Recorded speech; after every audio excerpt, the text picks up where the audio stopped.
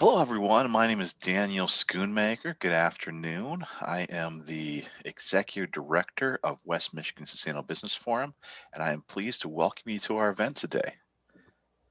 For those that are not familiar with the organization, Michigan Sustainable Business Forum is a program of West Michigan Sustainable Business Forum, a collaboration of business institutions in Michigan working dedicated to promoting sustainable business practices that advance climate leadership, community resilience, social justice, and the creation of a circular economy. A quick announcement before we get on today, something that if you feel like multitasking could be a fun few minutes to spend during our program today. We are hosting a promotion on LinkedIn this week. We will be giving away a mask from Public Thread every day this week through Friday, January 29th. And if we advance the slides, we'll be able to see a picture of a Public Thread mask. And as a part of that promotion, we'll be featuring forum members that are practicing sustainable materials management. To enter, like our giveaway post on LinkedIn, which you will find momentarily in the chat. Please follow us and you can take someone else for a bonus entry. Really high quality mass from Public Thread, and look forward to give some away to you. Upcoming events that you should be aware of. This week, we will have, as part of our Lakeshore Sustainability Initiative, we're going to have an event, another online event, Future of Energy and Water on the Lakeshore, featuring presentations from Grand Haven Board of Power and Light and the City of Grand Haven Public Works, looking at their energy generation portfolio and their drinking water and stormwater management. And coming up on February 8th, we'll have another online discussion, Modern Day Sustainable Solar Development, featuring Tyler Kanzewski of Innovative Solar and John Kinch of Michigan Energy Options. Video of today's program and the prior sessions are available on demand at no cost on West Michigan Sustainable Business Forum's YouTube channel. After this event, you will also receive an email link with a link to today's program, to that video, with a feedback survey and any additional notes that come out of today's program that we thought worthwhile to pass along. So you're aware, all of the Michigan Sustainable Business Forum programs are primarily funded through membership donations. If you're not yet a member of organization, I'd like you to encourage you to become one. There has really never been a better time or a greater need to do so. I'd like to highlight some new corporate members since our last meeting. SIPSI, Outdoor Discovery Center, Furthered, Pure Architects, and Graphics Packaging International. Thank you all for supporting our organization and becoming part of the network. You may also be interested in learning about our various working groups, including those upcoming meetings, such as our Green Infrastructures Task Force, which is meeting next on February 3rd, our Solid Waste Task Force, which will meet next on February 24th, and our Sustainable Events Working Group, which we'll be talking about a little bit more later today. Now I'd like to introduce our panelists for the program today, Planning Events for Sustainability and Resiliency in 2021.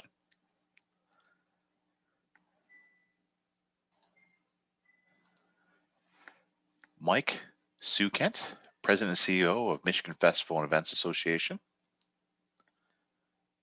Jessica Loding, Director of Events and Strategic Partnerships at Schupan.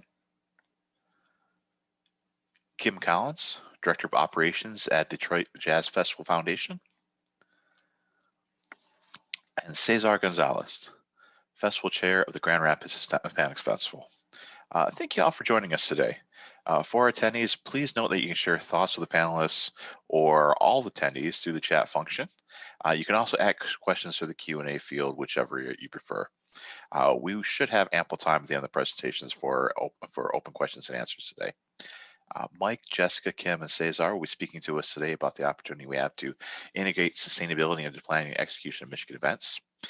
They'll discuss their responses to the pandemic, sustainability goals, event execution, and best practice systems.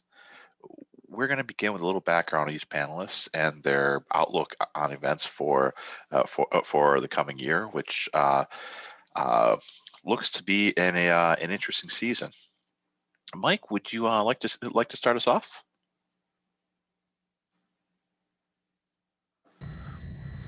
Thanks, Daniel. Appreciate being a part of this group. Mike Szukhent, Michigan Festivals and Events. I've got a background in sustainability. Back in the early 2000s, I was vice president of Goodwill Industries in the Flint area, and we were a tier 1 supplier to the automotive industry in their efforts for byproduct reduction. And in 2007, we ended up getting an award at the North American Auto Show from the president of General Motors at the time and the secretary of the US EPA for those efforts in byproduct reduction. I've also been on city council as an elected official in my hometown for 20 years, 16 of those as mayor pro tem, and I've been the executive director of 3 different chamber of commerces, run a number of festivals and events, and today I am the president and CEO of Michigan Festivals and Events. Wasn't a whole lot going on in 2020, but we're looking at bringing back the fun in 2021. And we'll talk about some of the things that we're looking at doing for sustainability and for minimizing our carbon footprint on this earth. I'll pass it on to the next panelist though to give their background, and we'll get into the questions and the meat and potatoes of this after everybody's had their intro. Right, Cesar, how are you bringing back the fun this year? Well, good afternoon, everybody. So my name is Cesar Gonzalez. I'm the festival chair, which I've been for the last, I think, 3 or 4 years. It's hard to keep track of time when you're having so much fun. But we do anticipate having the festival this year. It's in August. One of the things that we're looking at is trying to introduce some new things to help people, more people come downtown. We're going to reintroduce our soccer tournament for the youth that happens in the street. And so hopefully by mid-April, we make a final decision whether things are getting better or perhaps they're not. And by then we'll have to pull the plug if not, because that's when we have to start paying for stuff. So. Yep.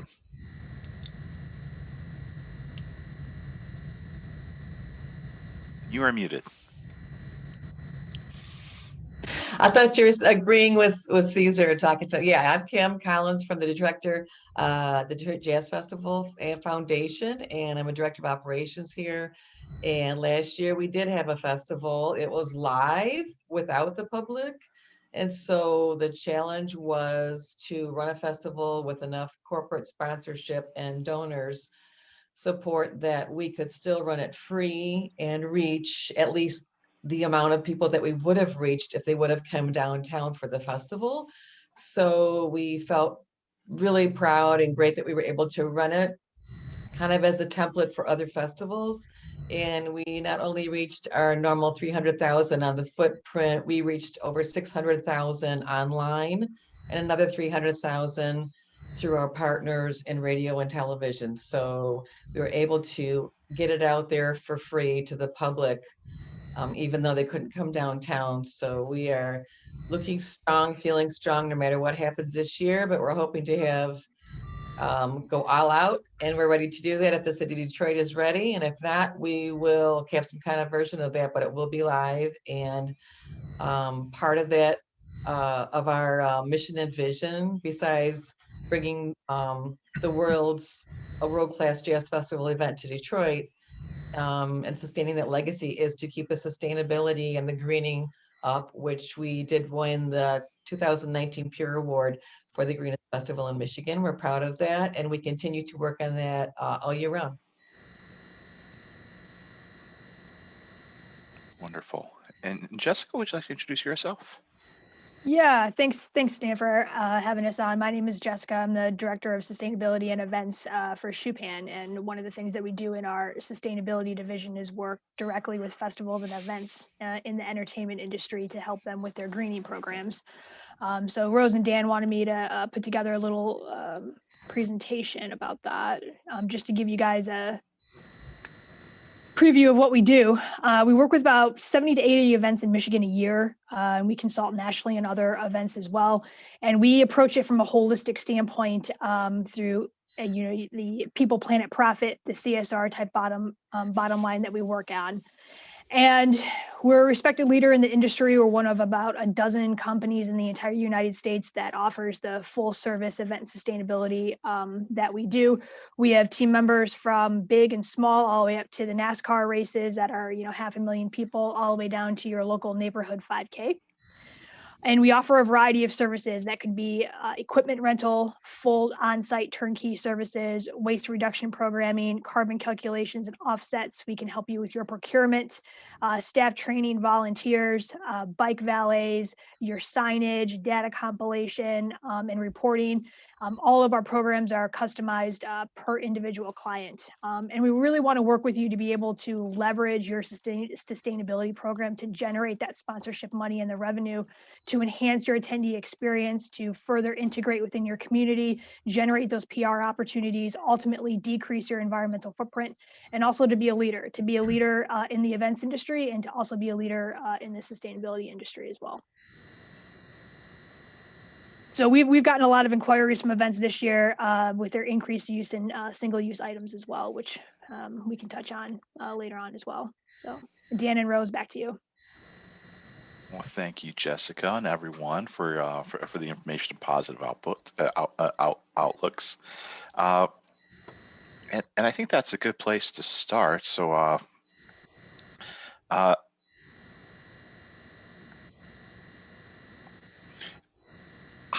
how do we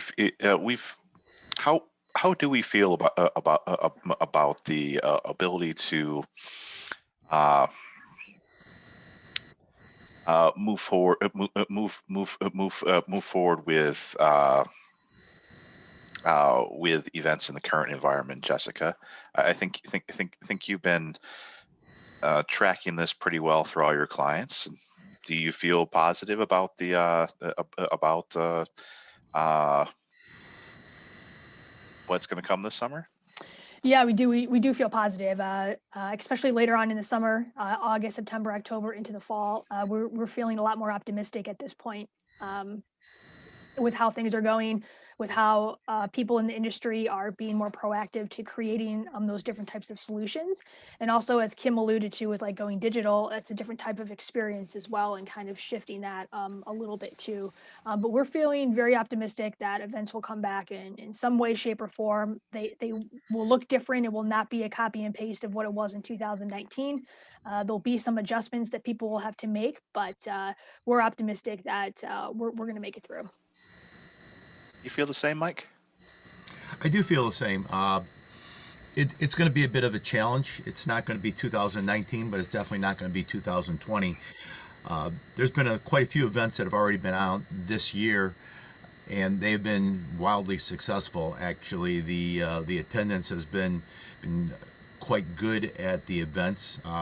Everybody seems to be adhering to the social distancing and the face masks.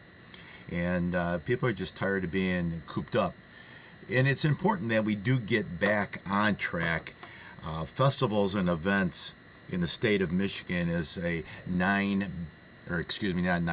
$1 billion industry and economic impact on our state's economy. That's the small neighborhood craft bazaars or the full-blown festivals. So we need to get back into that, and I think a number of people in the industry are doing the things necessary to maintain safety for their patrons, their employees, and their volunteers. So I'm looking forward to it. Obviously, as the curve continues its downward trend, and as the vaccine becomes available, the governor is hoping that by the end of August, 70% of the Michigan population 16 years of age and older will be vaccinated. At that point in time, I think we're good to go. But as I said, there's events going on right now. There was an event last week in St. Clair Shores that was huge success, and this weekend is the Snowfest in Frankenmuth. So they're going on. Speaking of getting back on track, and Jessica shared a little bit about about how Schupan works with events. I'd like to talk about the current sustainability practices everyone's events have implemented, or in the past years, or hope to implement in the next year. Kim, would you like to tell us a little bit about the sustainability practices at your festival? And you're on mute again. Trying to be good. I talk a lot, so you gotta mute me. Yeah, absolutely. With partnerships like Marriott and DTE Energy, we are able to sustain some good recycling programming. We could not do it without Schupan. Schupan is key. And starting with when I first got here a few years ago, that was already in place. We had the recycling program on the footprint for the weekend festival. But besides that, we needed to drive traffic to the recycling booth, the energy booth, and to involve our attendees and other stakeholders. Also, we wanted to improve our sustainability and continue our green activity after the festival because we have year-round events. So with the support financially of DTE on the recycling end of it, it helped us plan more activities throughout, and it got us thinking about, well, how can we go paperless at the office? And I know some people think that there's a cost involved when you try to go green or you want to add some more recycling or sustainability. And one of the things that we did to have us go paperless was we went and spent our money from a part-time employee here within the office and moved her salary and her job description, let go of it, and sent it completely to our tech team in another building, another LLC. And so her job changed from almost all paper with a lot of side Girl Friday jobs to all tech. And we had to sell that idea to everyone she touched. And it started with artist contracts, and then it went to less paper between out to the public, no more triplicate donor forms. Everything went to a software program where she could work everything paperlessly and we could confirm it there. And not only did it end up saving us money, it increased our efficiency between our blended workforce by 200%. And that was one way that we did it. We just moved that salary from one spot to another spot and crossed our fingers, and it worked out well. And if it wasn't for Schupan and DTE and starting the sustainability with us just for that weekend, we wouldn't have been able to run the virtual festival this year. We were so prepared to go virtual because we were already so remote that it really paid off in the long run.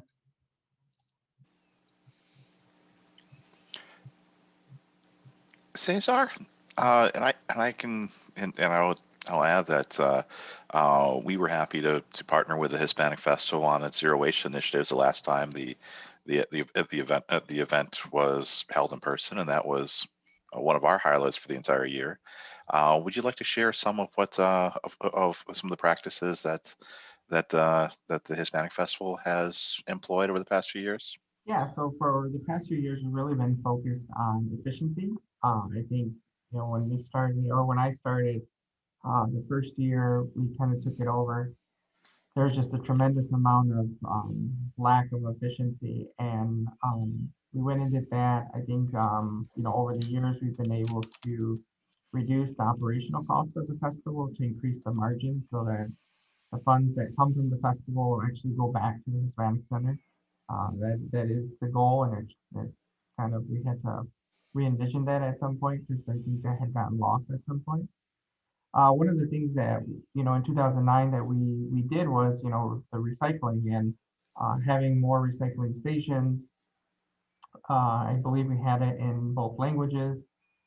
Having people there to help remind people to sort was a big thing because it's not something we had done in the past.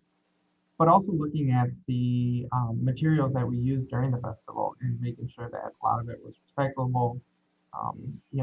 It got down to the point where even we were asking questions about the cups to make sure that they were acceptable to recycling. But one of the struggles has been is with the food vendors because of the increased cost of getting them to purchase more biodegradable containers for the foods, and that's been something that's a bit of a challenge. But we're still working with that. I think the Hispanic community in itself is a little behind in that aspect, but we're looking to kind of help with that and try to figure out a way that we can make it better for everybody. Jessica, you shared some slides earlier. Do you have any further you'd like to add to talk about the sustainability best practices that you're seeing in the events you work with? Yeah, the most common best practice is waste reduction. And as Cesar touched on, it can be quite challenging to work with vendors to get them to make that investment into compostable serveware. And I would just say for your own event, look at the products that you're producing the most of. What's your highest volume commodities? What are the most recyclable commodities of those highest volumes? And also ease of collection as well. Get the most bang for your buck that way versus trying to track down, the littlest items in your waste stream. Mike, what are your thoughts? What are you seeing as best practices among your members? One of the best practices that we tell our festivals and events is to employ the Disney philosophy and have receptacles every 20 paces apart. You can get those receptacles, whether or not they are the nice ones that Schupan has, or get the cardboard box type ones that you put the liner in it. But have your trash, have your recycling, have your deposits items, and have them close enough together so that everybody isn't looking around for someplace to put their things in their hands. And by doing that, it'll be clean. The area will be clean. It'll be easier on your volunteers to help mitigate and removal of that, and you'll already have the stuff sorted because people will follow directions as long as you make it easy for them. Thank you, everyone, for the insights. So already we heard some consistent and non-COVID challenges discussed around the implementation of sustainability practices in event planning and execution. Interested to hear your experiences and ideas around these, and particular how you're hopeful to address or overcome some of these obstacles. And I'm assuming cost challenges is likely among the most prominent.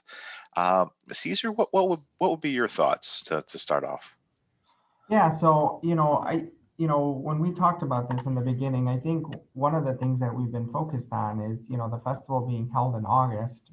Generally it's really hot. It's outside. It's open to the public. Um,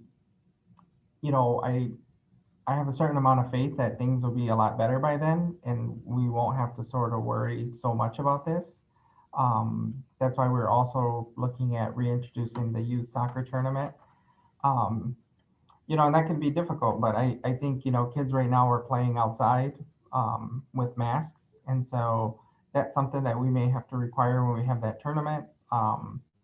Look at the hours, but, start to look at it possibly different. Maybe we don't have bleachers. Maybe we don't have tables with, 10 chairs at a table. And maybe we start looking at reducing the size of gathering areas so that people don't gather as much.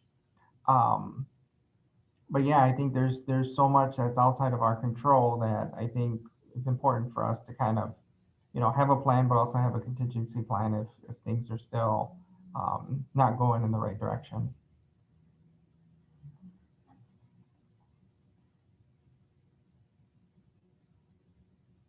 I think you're still on mute. I did it myself. Kim, what are your thoughts? And you're on mute yourself now. There you go. Yeah, I forgot to mention before, one of the great things about Schupan activating our energy booth and the recycling education there on the footprint is that through the City of Detroit relationship, Jessica's group is able to bring some recycling ideas to the public. And while they're there, Detroiters are able to sign up for their own recycling at their home. And so that's like an extended way to continue sustainability and to contribute to the city on a long-term basis. And I think right now we have a real captive audience. People have been home a long time and they have room in their thoughts to, man, I'm here a lot. Maybe I can do some recycling. And if I sign up with Jessica, we can work that into our routine now because everybody's home. It's a good time to catch kids for that. Good time to catch mom and dad for that. So I'm hoping if we can open up on the footprint this fall, that we will, that'll be something that we'll really push on. In 2019, we were trying to drive traffic to her booth and saying, besides like some swag or some really cool, educational ideas that she brought with her, we were trying to figure out how can we tell more people that it's there on the map, in your flyer. So what we did was we went like from this 4-sided glossy stuff that we could only purchase 5,000 of, and we went to a recyclable newsprint, which we were able to talk to the public about in here about the Pure Award, about recycling, how much gets recycled, all of that data that Jessica had that she generated, we were able to put in here. And then we sent them right to Jessica's booth from this and said, do you want to upcycle this? Do you want to learn how to make a pork pie hat? Do you want to just recycle this at the booth? But it helped us drive people that were already on the footprint over to the recycling booth. So that's my goal for next year. I'm a little bit concerned about, we have a calling not to just keep our mission and vision, world-class jazz brought to Detroit, admission free. The other part is the inclusivity, the diversity piece. How can you give this to everyone and keep it open-ended? And where we start with that, where we continue to cycle back to is monitoring our accessibility. So it doesn't really cost us anything, but what we do is keep all of our artist submissions are open and free. There's no fee to apply to become a Jazz Fest performer. All of our jazz education for high schoolers at DPSCD and other schools is free.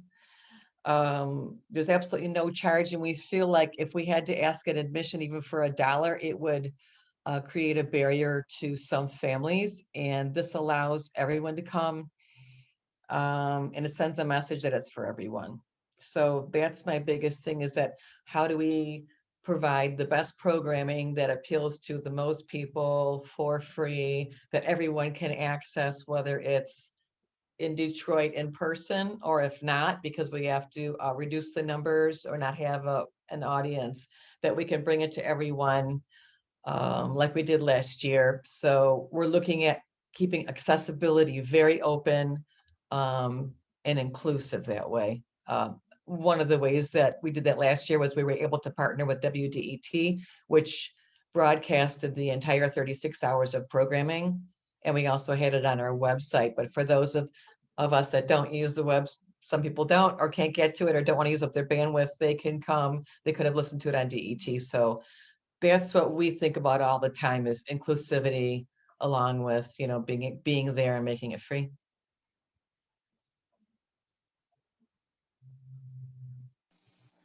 Thanks. We'll come back to the topic of inclusion and equity in a few moments here. Mike, can you share some thoughts on the typical obstacles and challenges, and how your members are trying to overcome those?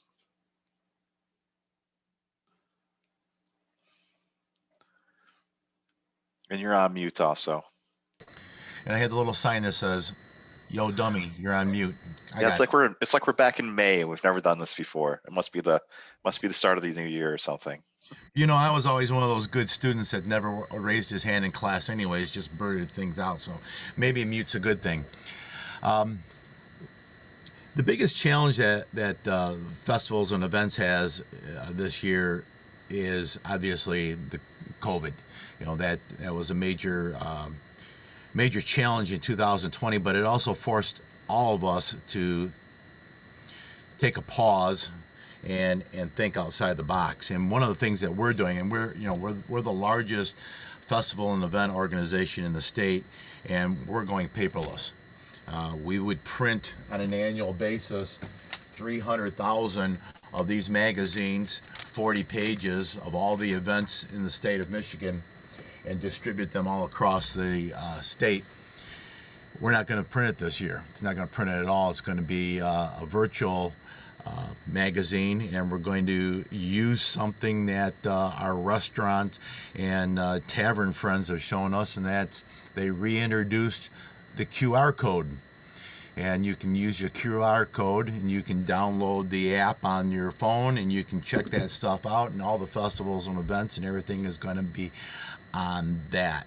And leading by example, going paperless, being more conscientious as to not only the expense of the way business was done in the past, but also being conscious of again that footprint that we're doing. And look at what we're doing today. We're on Zoom, which means we're not driving to a meeting, we're not burning gas, we're not no emissions out there. So but the biggest challenge is really going to be, how do we get started with COVID? How do we keep the social distancing, and how are we going to keep everybody safe?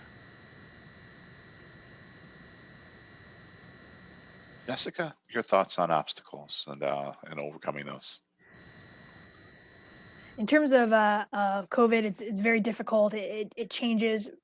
City regulations change from city to city. There's venue regulations you have to do. So permitting in Detroit is different from permitting in Grand Rapids, and what you can and cannot do. And it's going to be challenging. But the good news is that everybody that we've talked with in the events industry is willing to make the changes and adjustments necessary to get the show back onto the road. And I do think moving forward, the digital platform is going to continue to be part of events as well, in addition to any sort of live events too. So I think we'll see kind of a dual handling of events moving forward, even past 2021 as well. I think the virtual platform is here to stay in some regard.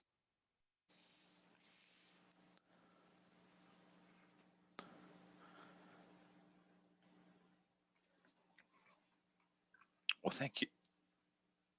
Thank you, everyone, for those initial for those thoughts. I want to circle back to discussion on inclusivity and accessibility earlier in the scopes of how events and festivals can the role they can have in forwarding social, economic, and racial equity within our communities. Wanted to first off, how are you, and I think, Kim, we've heard a good bit about that for the Jazz Festival, but how are you currently promoting inclusivity in your events and making volunteering guest experiences culturally appropriate? And from that, how would you recommend other events to increase their inclusivity in the future, as well as other ways that they may have opportunities to further improve or promote equity within their communities? We continue to use a wide variety of measurements for making sure that we're reaching it to as many populations as possible. One of the ways that many people have done it before, I'm sure other festivals have done it, is doing an economic impact study every few years. It doesn't really matter what type or how good. I mean, you might have someone who's willing to, a corporate sponsor that's willing to help you pay for one, and they'll have a question or two they will like to ask in the survey. But just try and go out there, and besides a doodle poll or a survey monkey, go out there and see if you can get an impact study done.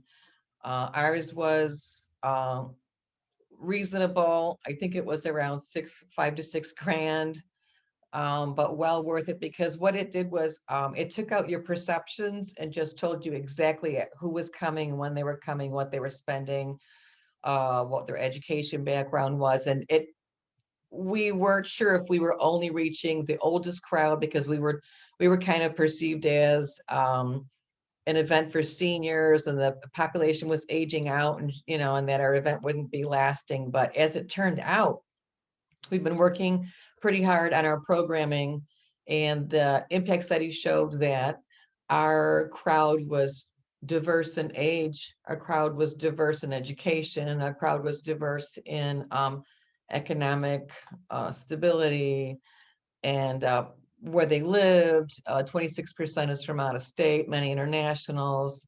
So the impact study helped us figure out where our weaknesses were, or where we were doing well, and then where we could take off from there. So I highly recommend that.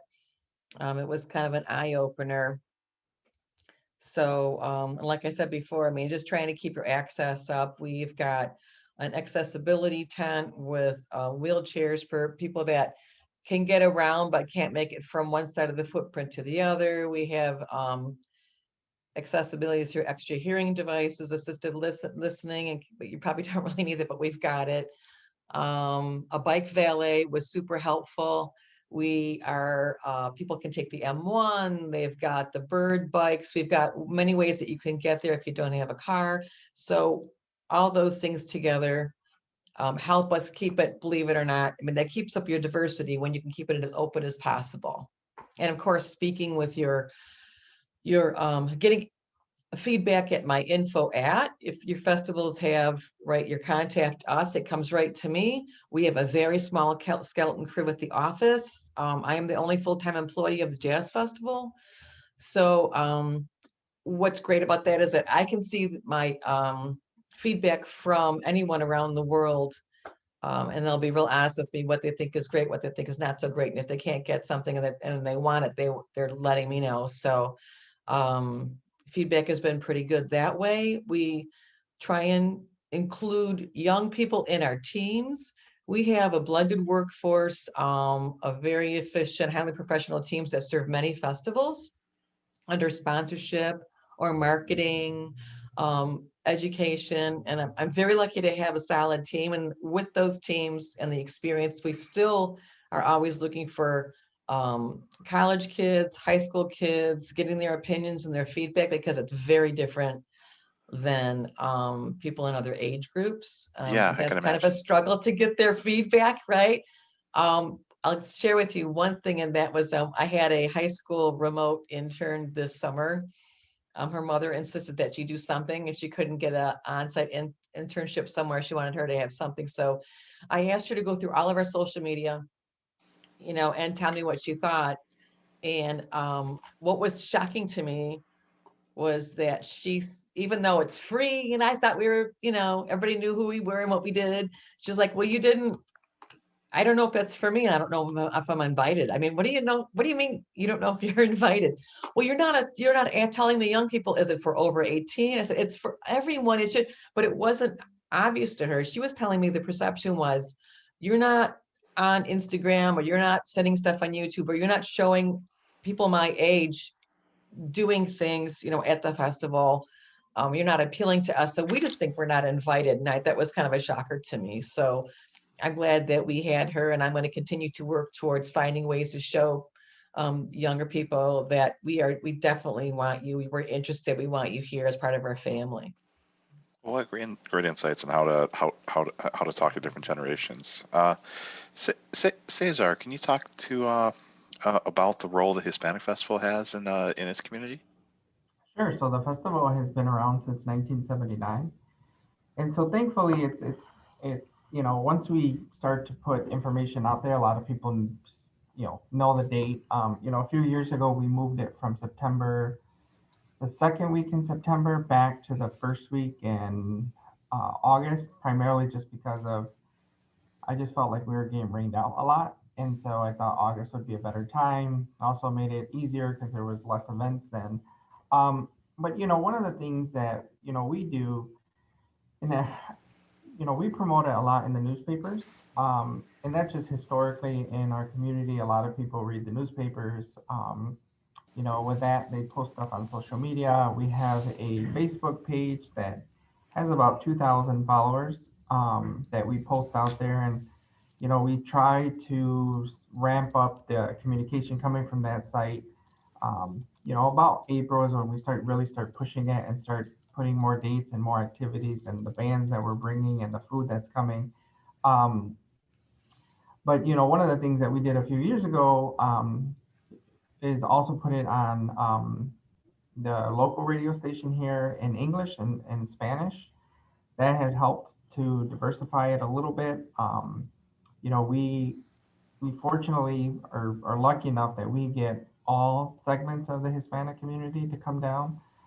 It's not as prevalent as I'd like to see it. I know there's more people here. I like to see more people, but because of the perceptions of downtown, sometimes we struggle with that. I had thought about moving it into one of the communities at one point, but that's just logistically, that's just a nightmare. And so, downtown Grand Rapids is pretty open, and we believe it'll stay there in the future until we can find another better venue. But for now, having it there, we work a lot with the mobile GR to encourage, bikes and buses. And, now we have the new scooters, which that will introduce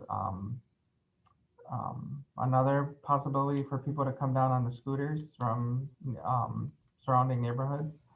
And so really with that, we're just trying to focus on bringing more people. Again, with the futsal tournament, that will bring about 500 kids, which, you know, um, both parents would probably have to come down and watch their kids play, all day. So that would drive more people to the festival. Um, I'm just trying to find other ways to just encourage more activities for kids and for adults, and keep it family friendly so that more families come down. Thank you so much, Cesar. Mike, and this I think be the last question for will this be the last before we move into to the questions from the chat and Q&A? How is the association approaching DEI? Is that I imagine there must be a large point of discussion for the organization.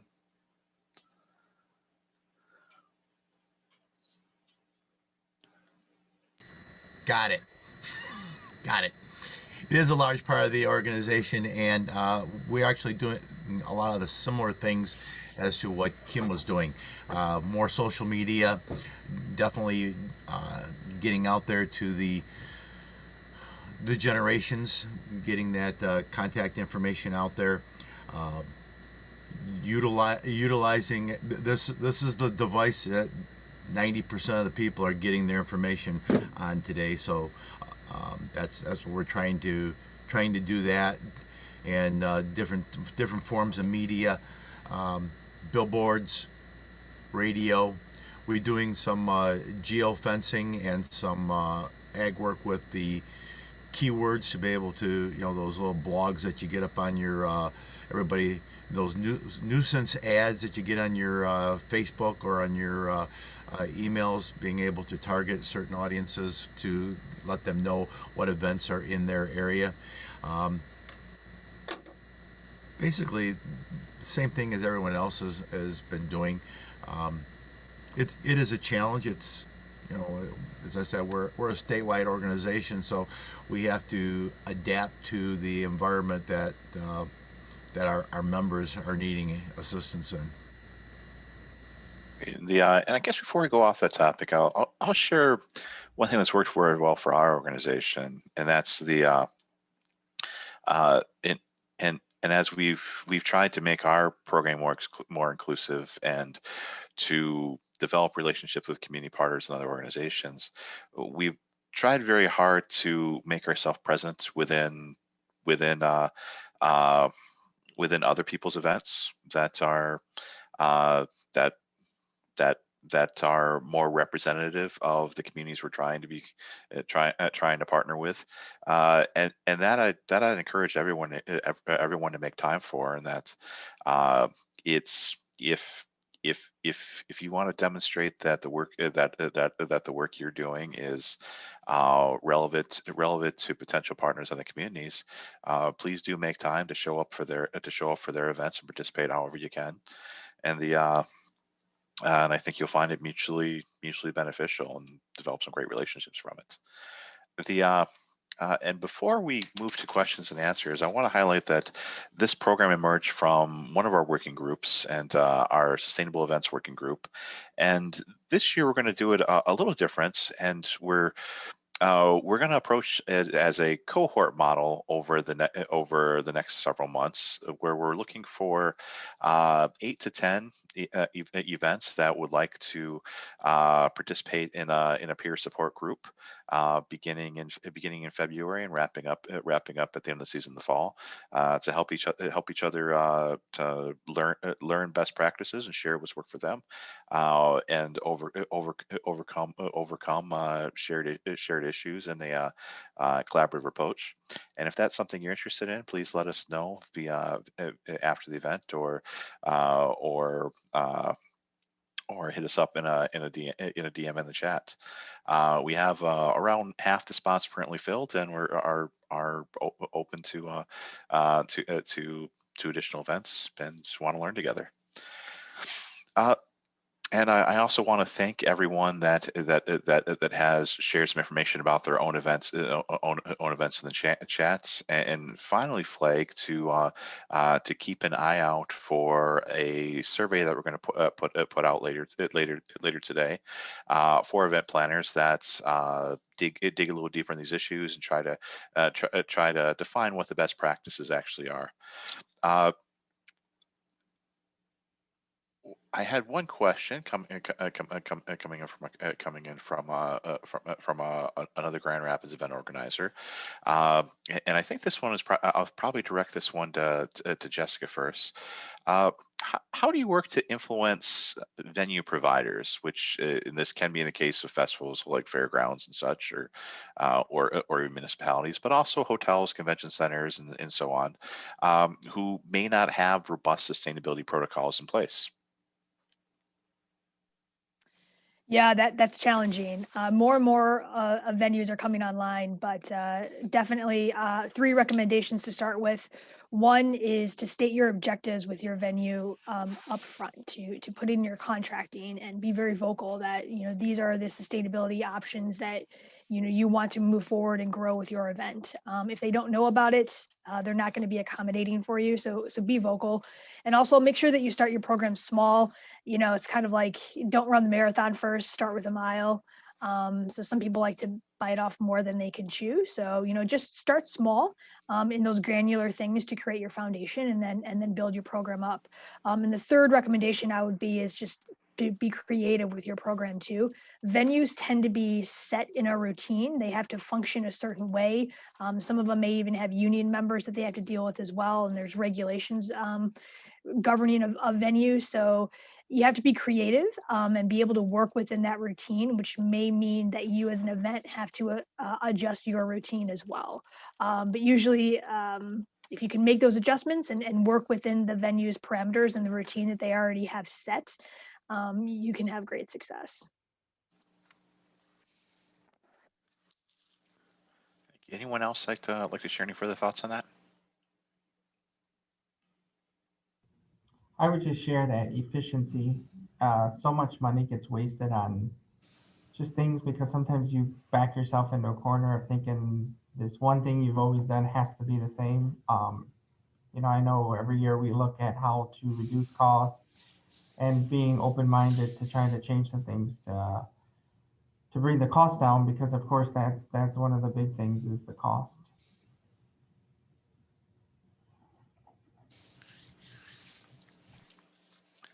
Thank you, Cesar. Jessica. Has have any of the events online today removed water bottles completely from their festival? I have to say I'm not aware of any in Michigan that I come across that has done so, but I've seen it in other states, especially Colorado and California. We did try it a few years ago. We had I don't remember who it was, the company. I want to say it was like Mountain Water or something like that, if I can remember correctly. Ice Mountain. Brought a truck down and they were supplying reusable water containers. Um, but what I found was we ended up finding a lot of those containers in the trash afterwards. I don't think people understood that it was something you could keep and reuse. And so I think from our perspective, we failed a little bit to explain that or to make sure that that was very clearly obvious. But you know, I think most of the vendors were still doing some water bottles. But yeah, that truck was there and they were there for, I believe it was 2 days of the, and it, you know, a lot of people did partake in it, but you know, like I said, at the end, there was certainly a lot of those same water bottles or containers in the recycling bin. Kim, there is a specific question for you in the Q&A regarding the software program you use to go paperless.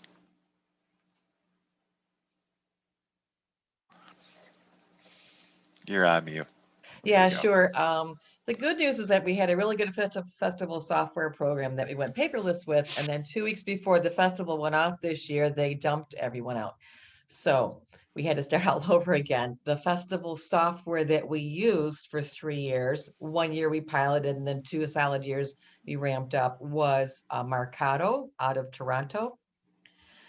Marcato, and it was beautiful because it gave every team, the sponsorship team, the marketing team, the artist relations team, their own module.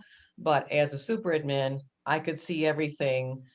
So we could share things mutually on the dashboard, but also have forms drop in contact information for just the donors, and they could just, that would be private just for them. But we could also manage the whole thing.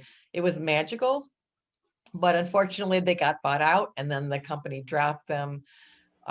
Right now, there are 2 that are pretty hot, maybe 3. One that we decided to go with because of our needs was Festival Pro out of the UK.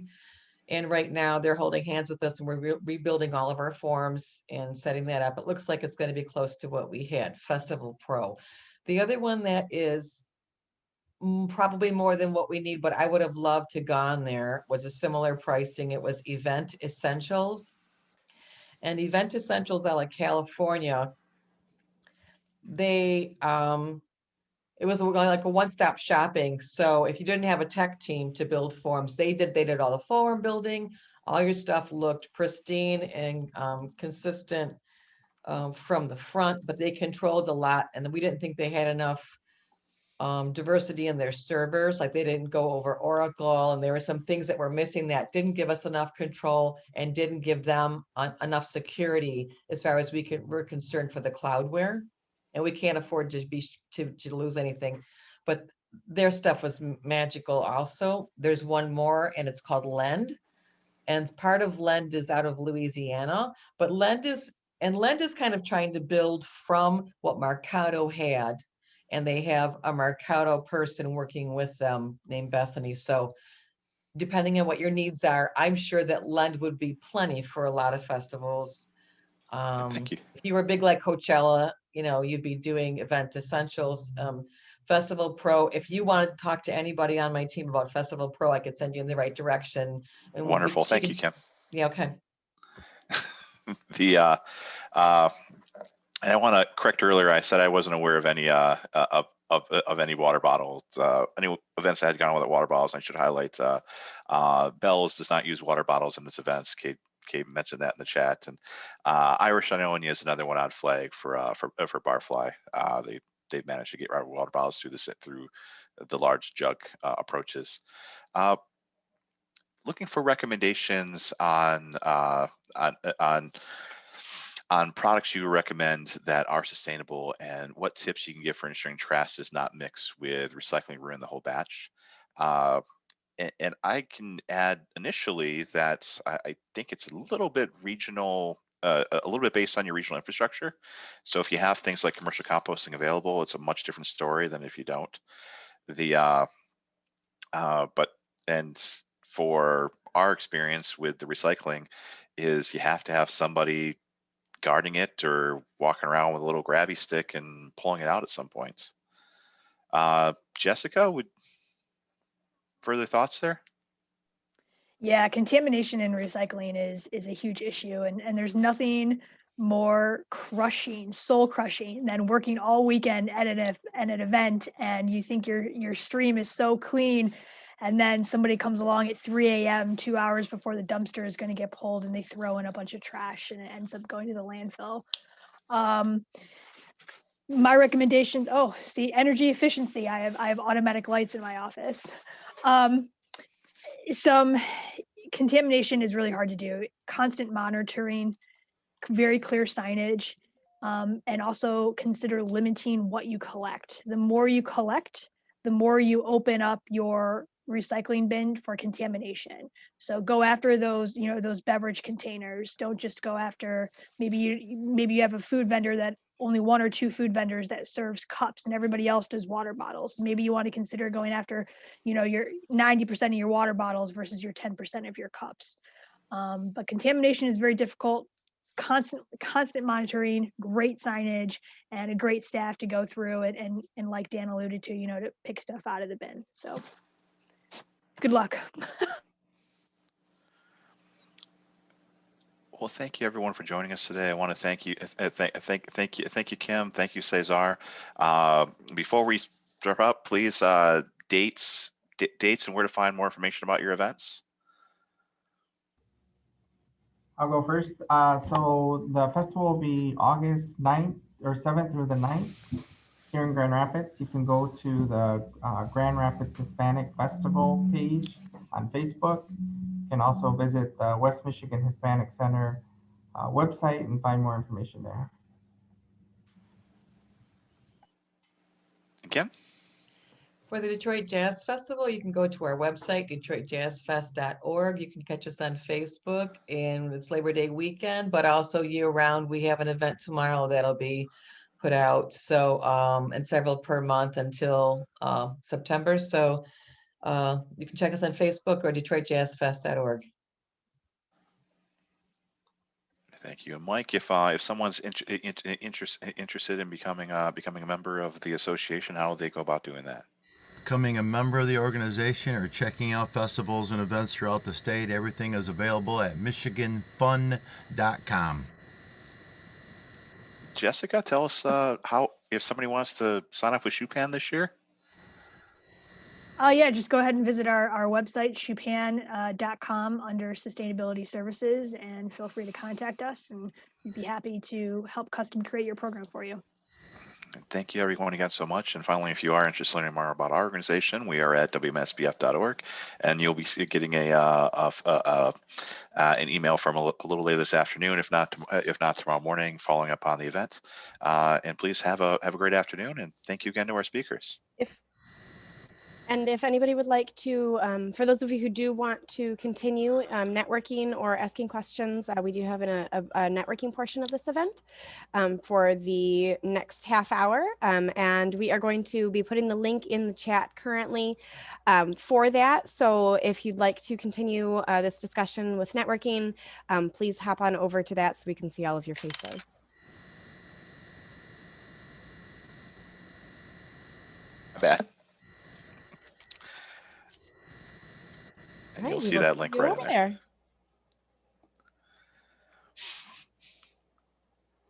Thanks again, Kim. Thanks, Mike. Thanks, Dan. Thanks, Rose. Thanks. Yeah. I'll see you guys over Jessica, there. Cesar.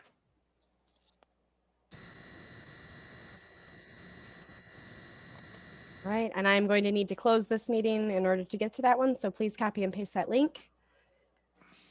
right now, and we'll see you there.